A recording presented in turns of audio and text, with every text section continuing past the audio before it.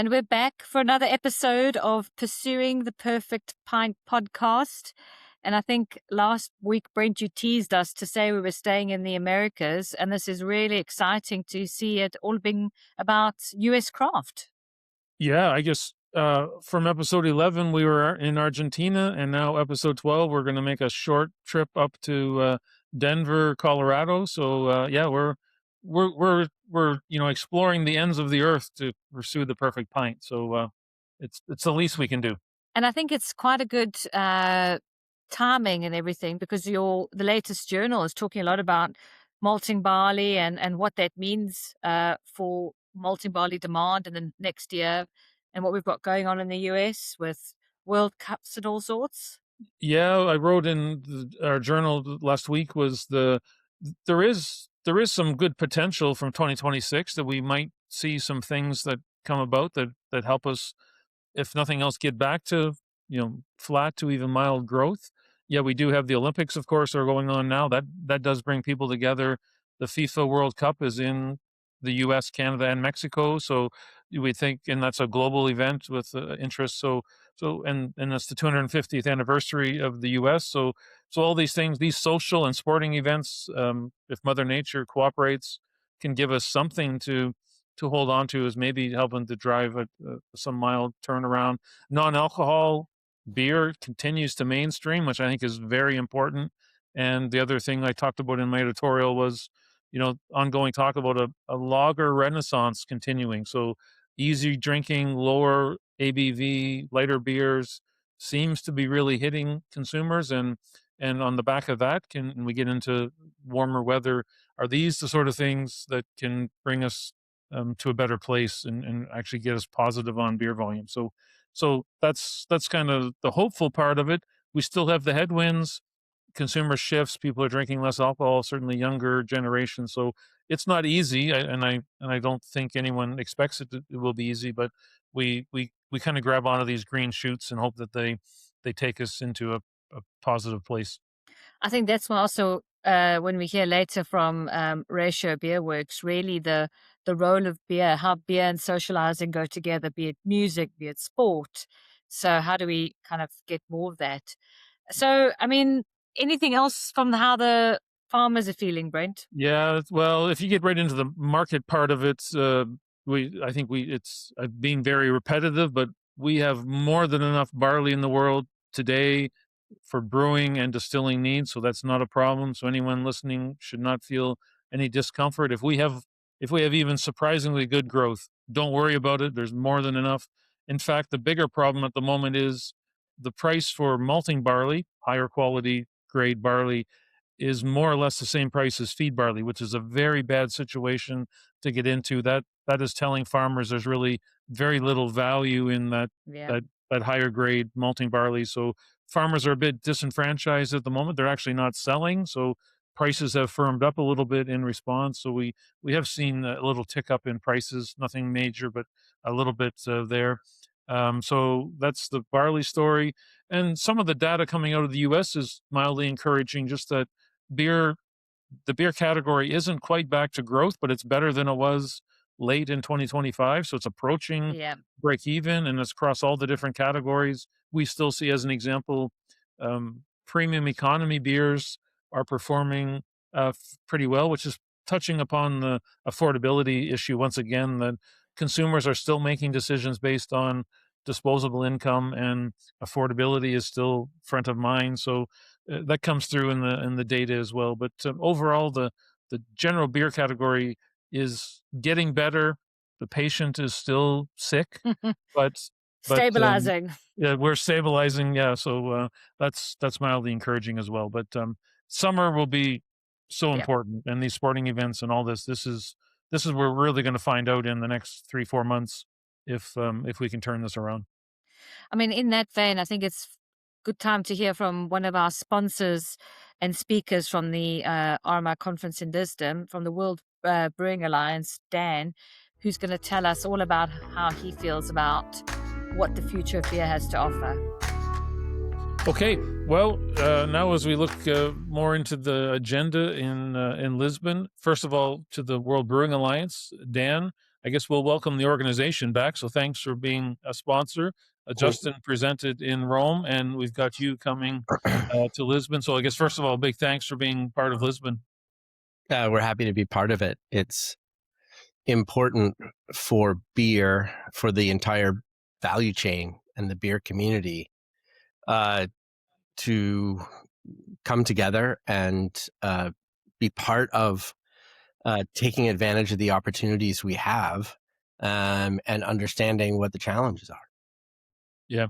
Well, as we were preparing for this, Dan, we talked a little bit. We're in the third year of global beer volume decline. So of course that's kind of hanging over everyone. We hope in a way you can, as Justin did, we can remind people in Lisbon that beer with its lower alcohol content is actually holding some longer term potential benefits as people, and we see consumers are drinking less alcohol or making choices that have a lower inclusion of alcohol. So I guess we don't want to forget that it is a challenging Mm-hmm. time, because I would think you have a chance to I guess remind people that there is a intrinsic value to beer's lower alcohol Yeah. content. Add to that non-alcohol, I guess there are opportunities. Yeah, I'll be particularly interested to see the final 2025 numbers.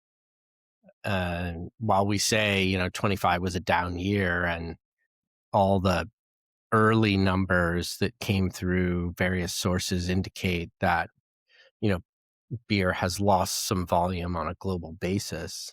Really it's a regional story that sort of divides the developed world from the developing world. It is a story about the growth of non-alcoholic beer, while beer overall has seen challenges. There are some differences to the story, though, for 2025 compared to 2024, other years coming out of the pandemic, right? We hit this high water mark in 2019, which, is important as a benchmark. We lose volume through the pandemic, even though some markets saw growth during the pandemic, but overall we lose volume globally. And we've just struggled to get back to that 2019 number. So I'll be interested really to see the number. For example, we know we have declines in North America and Europe for beer, but what are the increases in non-alcoholic beer? What does the final number look like? Those numbers are harder to come by because we don't have excise tax data for them. So, I project that non-alcoholic beer is going to get to 5% of the global beer market by 2030, which would essentially be 100 million hectoliters. So the growth story for non-alcoholic beer is different from any other innovation that the beer industry has ever seen. And we'll talk about that in Lisbon and why it's different, why it's fundamentally different from any other innovation. Yeah, no, I think it's a great point. I guess some people think, well, the non-alcohol is not replacing the decline on a 1-to-1 ratio, so then that's net. Although your point is very good. We went to Australia this past year near the end of 25, and there they talk a lot about the fact that 3.2% alcohol, 3.2 in Australia is extremely popular. And when we talk about that maybe spreading elsewhere in the world, the Aussies in their own way will say, well, welcome to the party. We've been doing 3.2 for years. It's just part of the culture. People drink it for the reasons that we can fully understand. So there's a case where even mid-strength, what they would call mid-strength, is another. So there's non-alcohol, there's mid-strength, and then of course there'd be the normal ABV. So I think we shouldn't forget those things. And I guess what I'm looking forward to is you're reminding people of some of these things that, those, as I said, those intrinsic opportunities that beer has, and don't lose I sight. think the mid-strength or low alcohol beer, so low in Europe would be defined as 3.5. It's defined low is defined differently, like to your point, in Australia or in other parts of the world.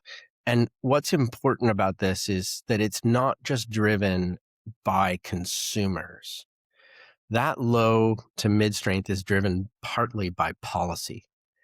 And our role at the WBA is to create a regulatory framework and tax framework in which beer and non-alcoholic beer win. And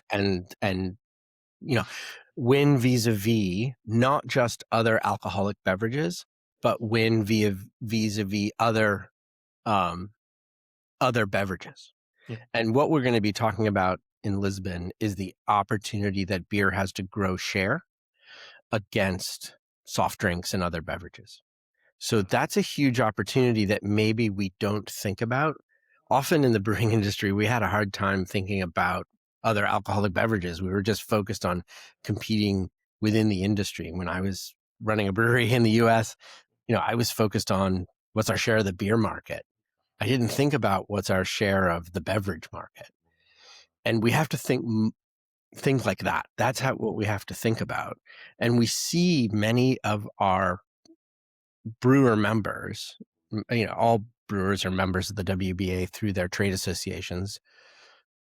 We have a group of 4 key members that drive the agenda for the organization. But you look at what they're doing and their diversification into other beverages, including, non-alcoholic beer being sort of right the tip of the spear of that. That's an important sort of development that we have to lean into and recognize. That's what's happening. And there's huge opportunities there for brewers and for the malt supply chain to be part of that. But we all have to work together to create this regulatory environment. The wine industry has done that extremely well over hundreds of years. We have honestly not. We tend to bring our agricultural supply chain into the theater when there's a moment, but we need to do that every day, advocating for better policies for beer. So if we look again at low alcohol, the policy change in the UK that we advocated for, our colleagues at the British Brewing and Pub Association worked tirelessly to get this. And, what we ended up with was a lower tax rate for low alcohol beer. And not shockingly, the market is growing for low alcohol beer as a result, for beer under 3.5%. So policy is a big driver. Some of the declines we felt in the US for beer came as a result of regulatory changes that made all beverage alcohol available in more locations. It wasn't just the consumer. The consumer is obviously very important, but regulatory policy is part of it. And we need the entire value chain to participate. And so what we'll talk about in Lisbon is how the malt supply chain can participate with us in organizations like the OECD, other elements of the UN, including the Food and Agriculture Organization, and how we can do that together. Because together we will actually succeed. If we don't work together, it's harder. Yeah.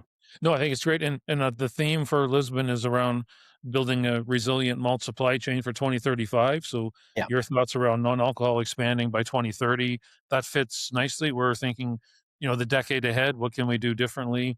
There are some opportunities. There are, of course, there's headwinds and affordability continues to be a bit of a struggle, but gradually some of those things we can see potentially are overcome. And then what you're saying, these opportunities start to green shoots and blossom, and we get there. So if you can deliver all of that, Dan, and get everybody optimistic, they might carry you out of the conference room on their shoulders because you're going to lead them to the promised land. We got to do it together. I think we have to lead together with a committed mission. Why are we here? Well, we love beer and we want to solve problems for consumers where beer is the solution. That's ultimately what any business is doing, is, trying to solve a problem for consumers. And we can do that, but we have to do it together. Well, I think it's the perfect discussion to have in Lisbon. So really looking forward to it.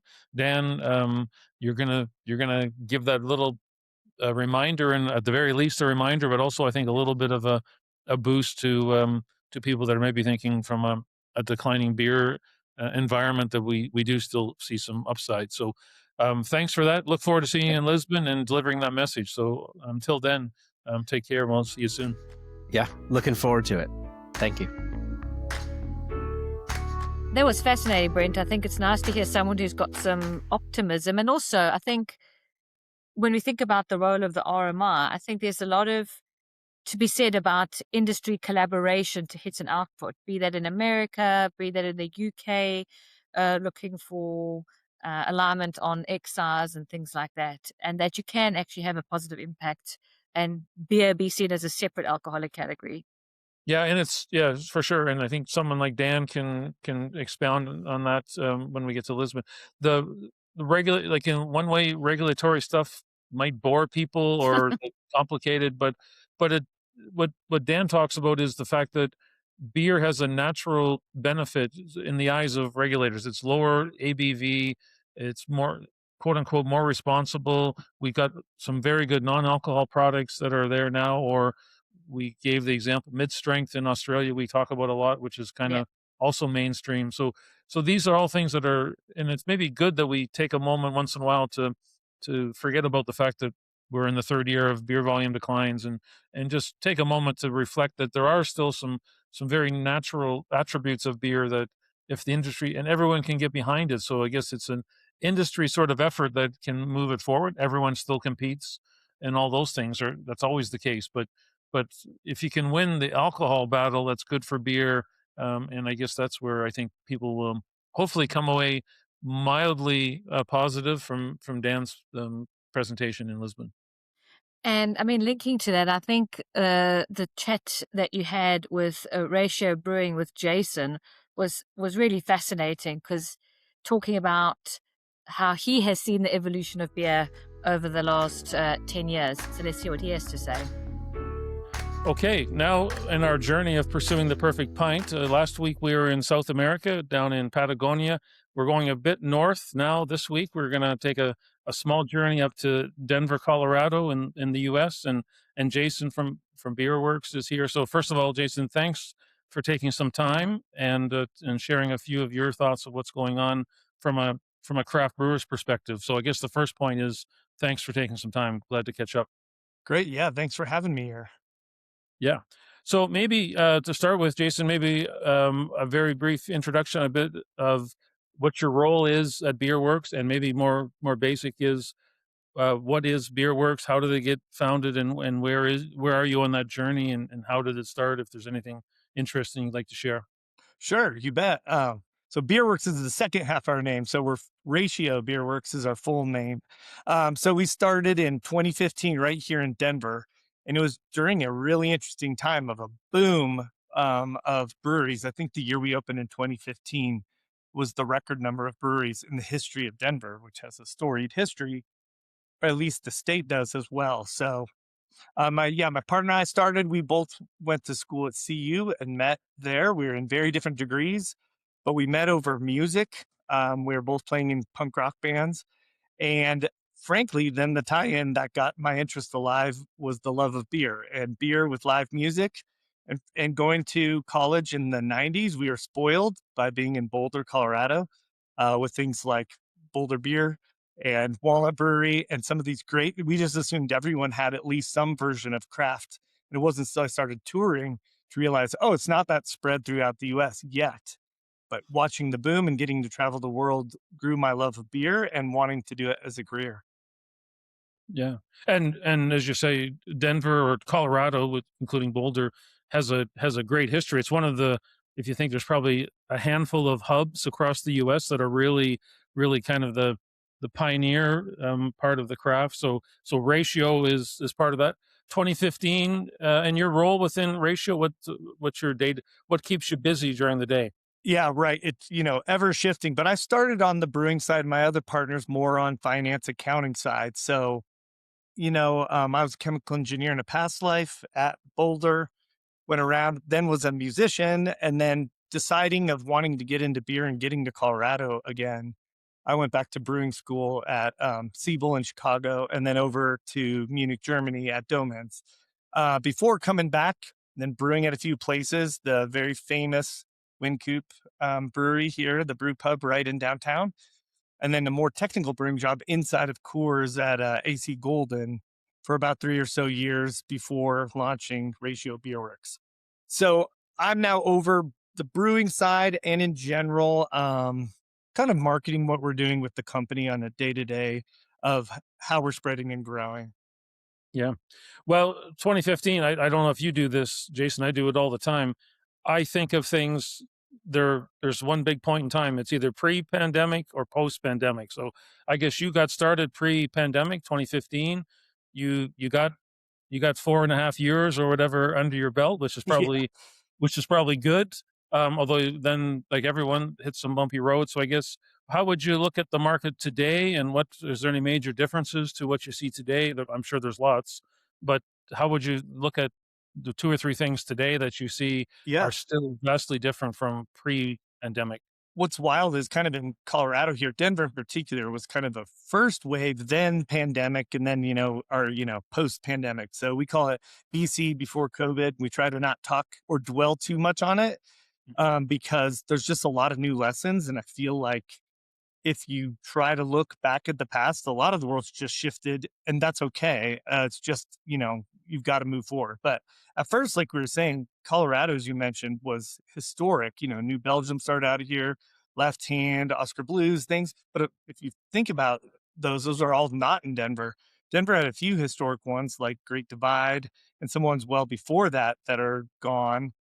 Tivoli ended in the 60s Mm. originally. But there was only 10 breweries when I moved back here in 2010, I think. The ninth or the 10th brewery opened, which blew my mind. And by the time we opened in 2015, I think it was 70 breweries in the proper city of Denver. So Denver itself had an explosion. That was a challenge. I'm glad the idea of being more technical in brewing really spread, and the quality of brewing started going up. So originally it was like, if you have a brewery, people will come. That started going away with competition, and probably in a good sense for the public. And if anything, those lessons again, so COVID disrupted everything. And now it's a real challenge. It's not even getting out of COVID anymore. I really think it's the shift of, kind of a new generation coming up. We could talk about Gen Z or millennials habits, but also just kind of the economy we're in now, and a shift. And maybe that was started by COVID, but now it's just kind of a new phase. And interestingly, it's back to the challenge, especially for our tap rooms. What's motivating people to go back to tap rooms? And does it have to be more than just beer? And frankly, we think that's the answer. It's back to the idea of just the simple taproom model that was so exciting, especially just pre-COVID. That inherently, that itself was nice. First, Denver's a growing city too, so it may not be the same everywhere. But we think people are looking for more of the event and the community. What else is happening to draw me into that tap room? Which is Yeah. great, because we always started as connecting back in with our community with events, with music, art, comedy, things like that. So really, it's a refocus on back to what was one of our initial foundations when we started. Yeah.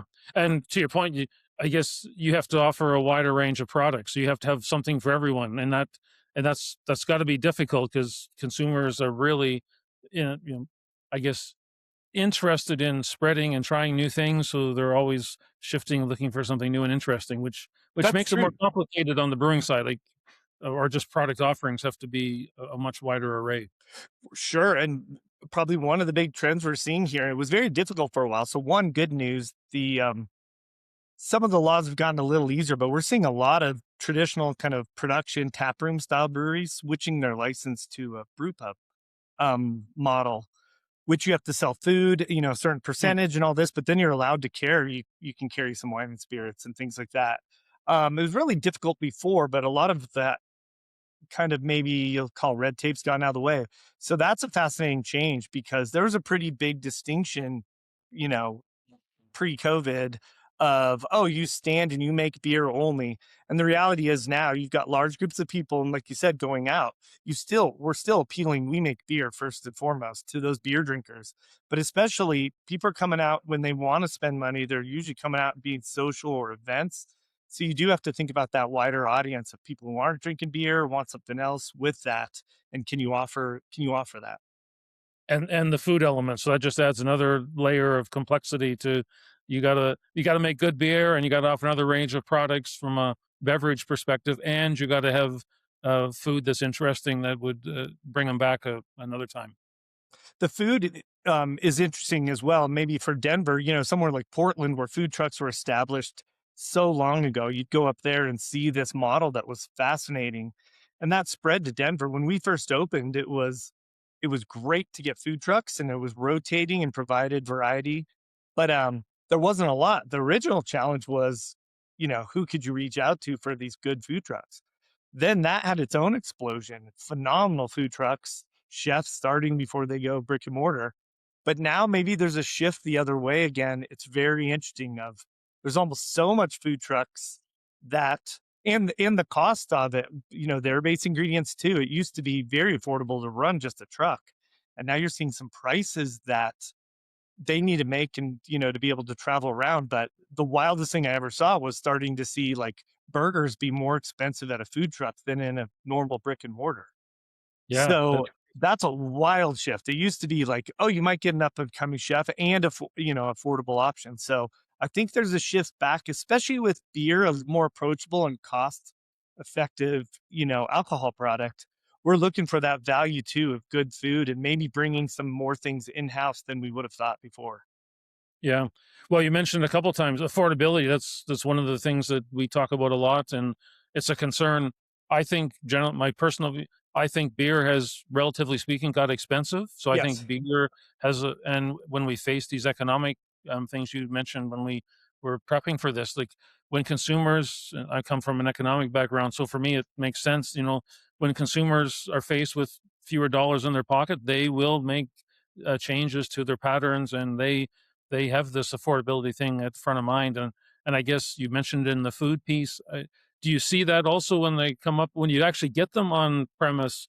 Um, does that affordability mindset show up? Do you see that quite clearly? Oh, yeah, it's been a big talk around. And, fair or not, the way the economics work, the breweries are kind of the last end of the chain before the consumer.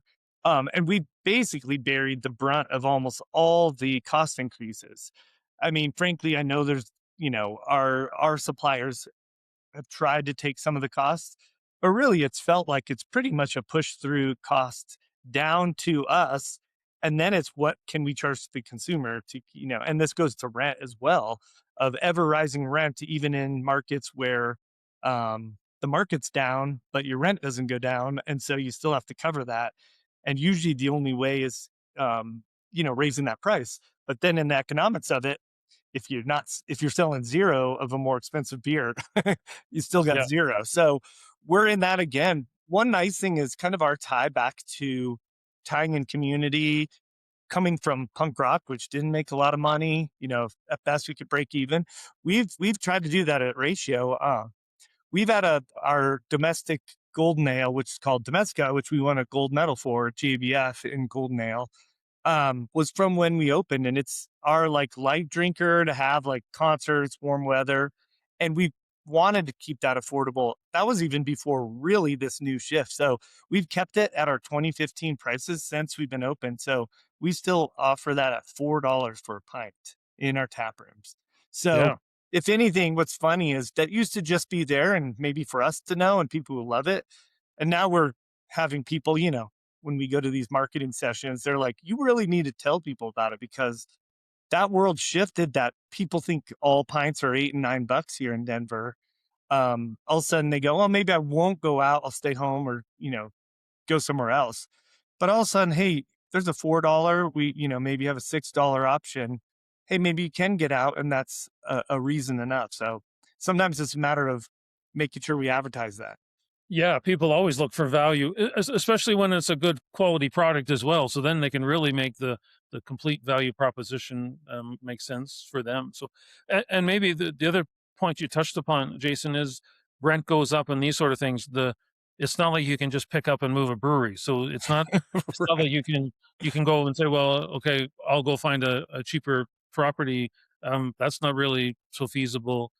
Maybe part of it, there's a lot of development in River North area. We saw some of that last summer. So I guess part of that driven by the fact that it was more, the rent was more reasonable in that area, and it has attracted quite a bit of interest into that space. Oh, 100%. I mean, the tap and brewery model for a while, what was wonderful about it going into more industrial, traditionally spaces, that maybe we're going to start transitioning, but the hardest thing to put in is housing into an area that was industrial, that's kind of dark and quiet. But breweries, it was great. You could get space, the large space for quite cheap, and it tended to be a destination spot.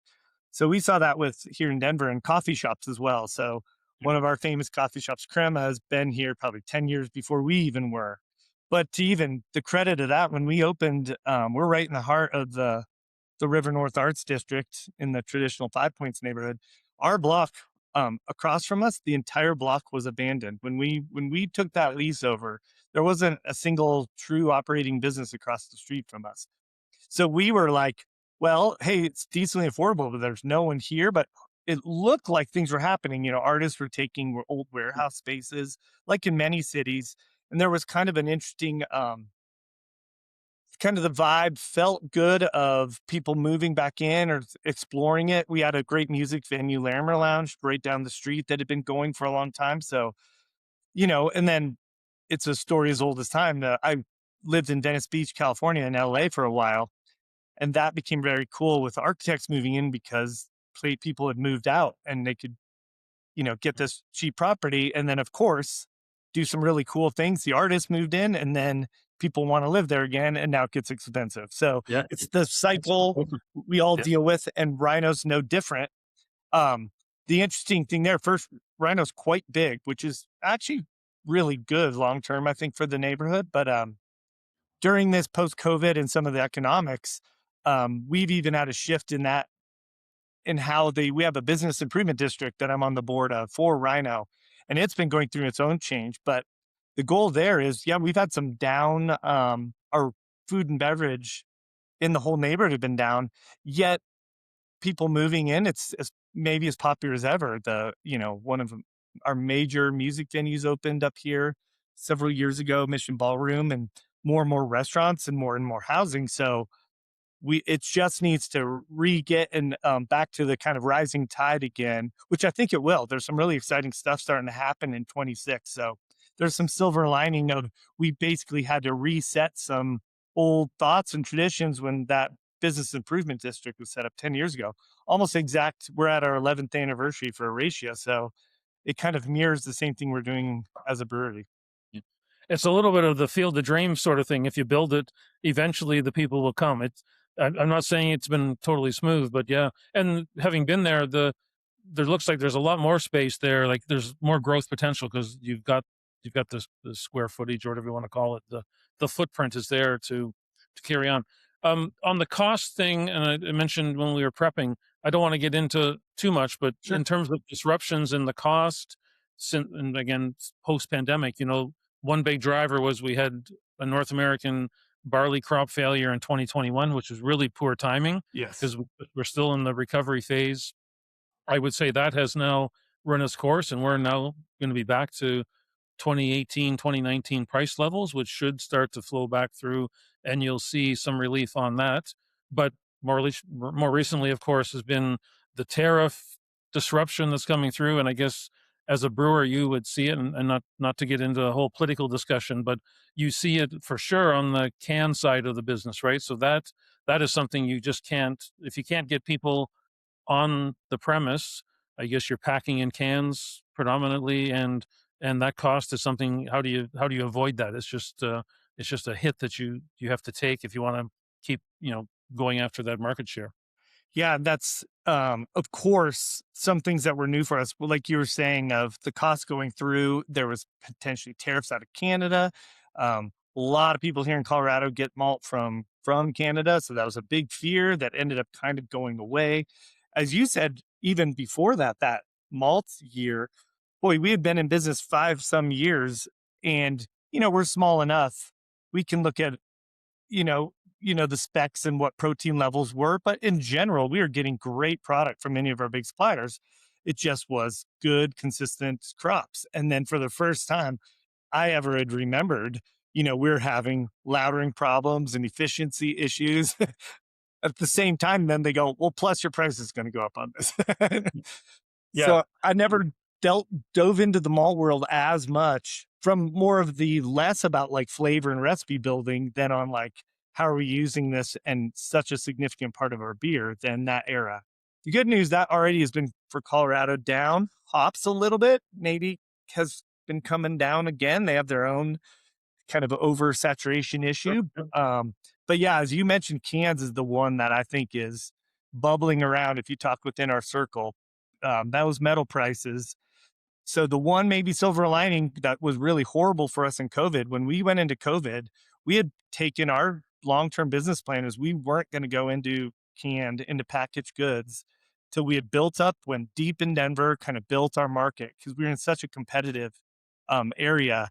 So we were essentially 0% package in March of 2020. We do some specially barrel aged, basically hand bottling. Yeah. So that was terrible news in April of 2020 because everyone else who said, well, thank God, at least people are still drinking beer at home. We're like, well, we can't. We are, our business went to zero overnight. So we bought a little single head. Wild Goose put out this thing called the Gosling. We had just gone to a conference, took a pamphlet on it 2 weeks before the closure, I think, here in Denver. And I thought, oh, that'd be fun for specialty beers, to maybe slide in. And then it was like, oh, this might be our lifesaver.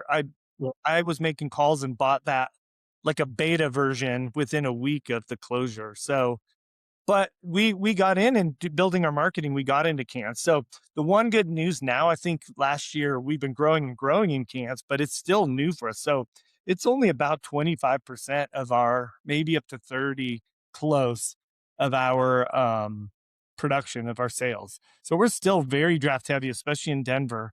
Then again, that's that fixed, draft the prices you can charge for in the market. The restaurants aren't wanting to take any increases, even though our costs gone up.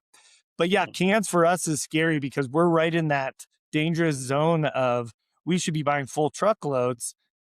Maybe an even bigger significant shift is when Ball made a decision. Ball was a huge supplier here, being, in Golden, essentially Colorado. They, you used to be able to buy your truckloads. They had storage. It was very craft friendly. Right as we were getting into the market, that's when they pulled kind of the rug out with their own reasons. And they said, everyone's got to get their cans out. You got 3 weeks. And by the way, now our minimums, six truckloads of a SKU, where it was 1 truckload minimums before, or whatever it was.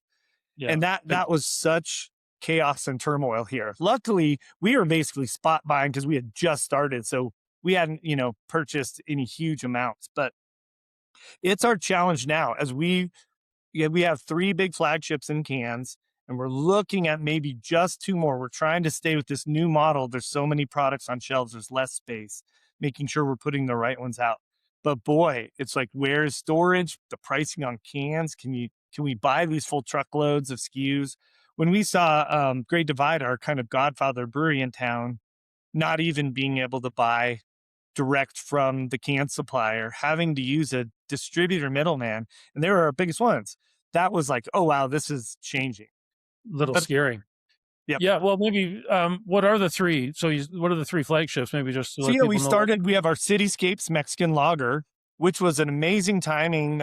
It really boomed in this shift to lighter lagers. I mean, it wasn't total luck, but it was our spring seasonal launch, and we had extended it. It kept doing really well for us. So we're like, well, that's what's going into cans. We had started launching up our brewing that summer. And so Cityscapes, our Mexican lager, is about 1/3 of our entire wholesale sales.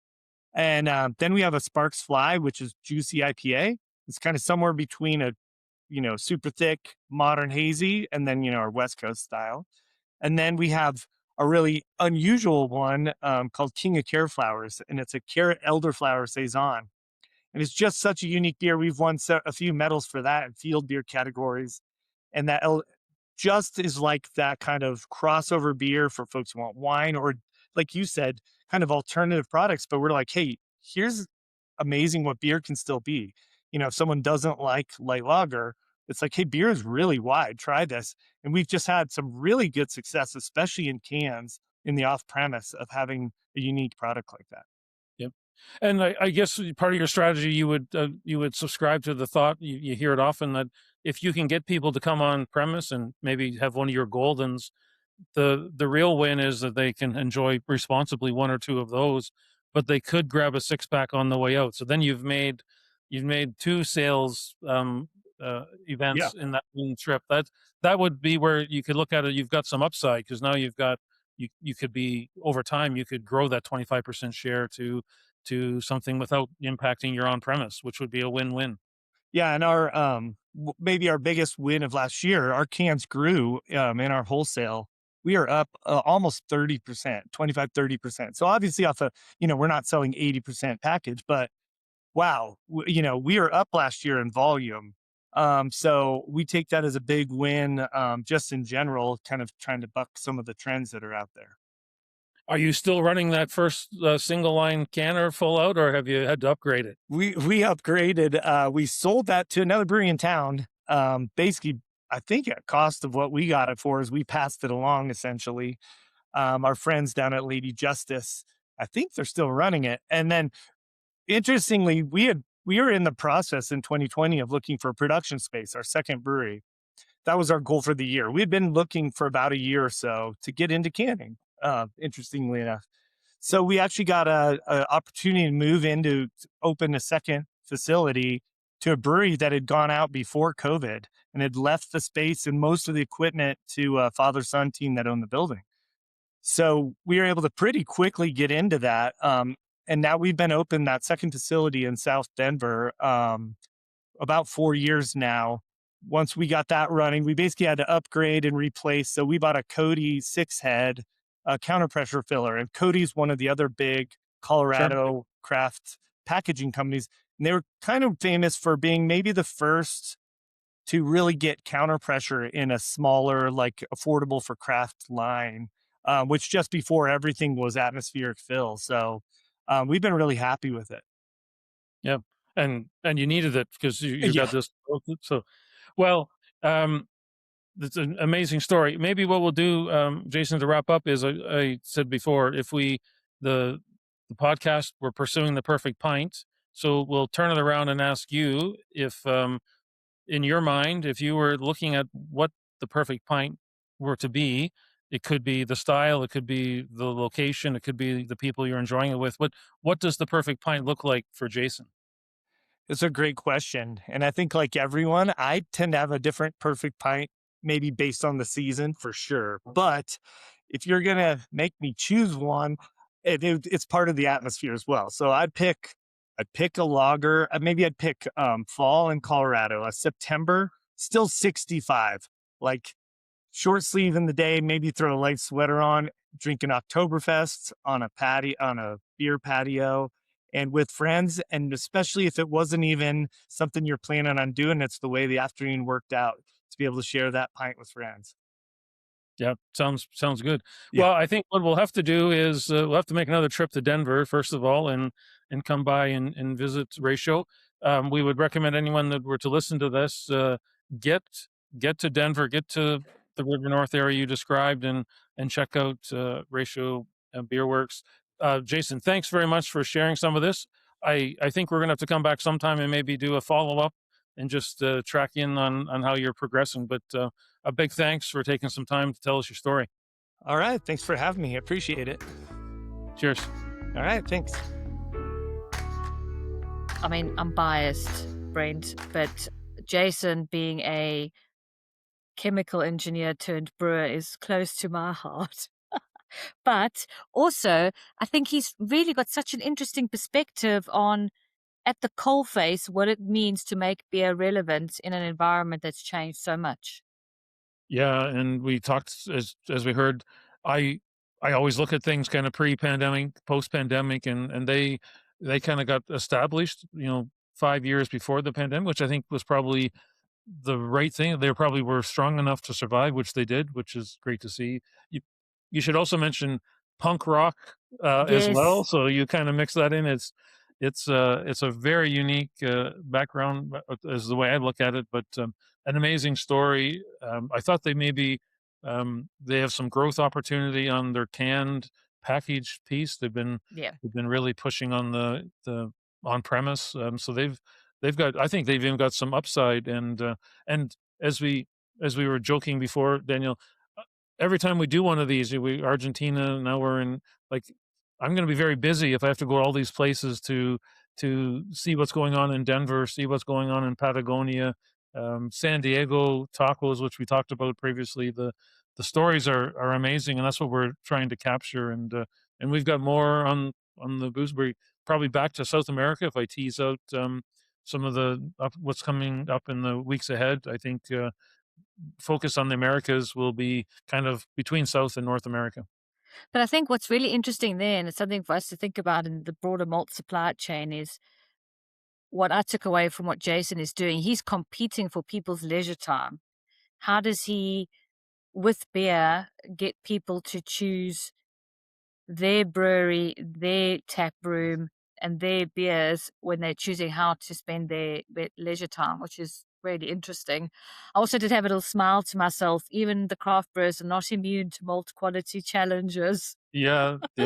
Well, and to your other point, like, they get to where, and I kind of think that was kind of standard. He mentioned the brew pub. Like, I always had this idea that you have to have good beer for sure. They have to be on top of your controls and everything. So make a good beer, but now, to your point, Danielle, consumers want more. So they also want good food to go with it. They want to be in a location that is kind of a cool part of town, like River North in Denver. And so it's kind of the sum of all those things are really important. And I guess it was really good for Jason to give us a bit of that story. And we've been there, and definitely I would go back to see kind of, I don't think it's done on its kind of build out. So there looks like still lots of opportunity there and elsewhere. And we'll keep looking for those opportunities to shed light on those stories. But I think it's really fair to say, if anyone's trying to pursue the perfect pint, to go visit Jason, because, he was talking about the number of closures of breweries in Denver, and they're still there. So they clearly have some excellent beers on offer. So people should go and visit them.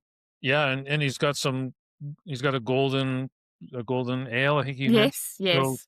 So that's right in my wheelhouse. So there were some other things, and I guess maybe to finish that off, but on top of that, they have to offer, as Jason said, a wider range of products, which adds complexity to the operation. It's an opportunity, of course, but it comes with complexity and so on. They're obviously up to it, but it just trying to have something for everybody that walks in the door is not easy, but it's what consumers are looking for. So you kind of have to be ready for that wide range of interest that walk in, and with the good food and the punk rock or whatever the example would be. That's it's getting more and more complex. It's not just pouring beer anymore, and people are happy. You got to keep adding layers onto that. Absolutely. So where's next, Brent? We've done North America, South America. Where are we Well, I think next? we're going to go back. We've got some plans. We're going back to South America. We're going to do a little bit of a combination of South America and Europe. So that's interesting. Some of the collaboration that's going on. So I guess I say stay tuned. The four corners of the earth we're exploring. So we've got some really great stories that we want to profile. So stay tuned. Looking forward to it. See you next week. Cheers.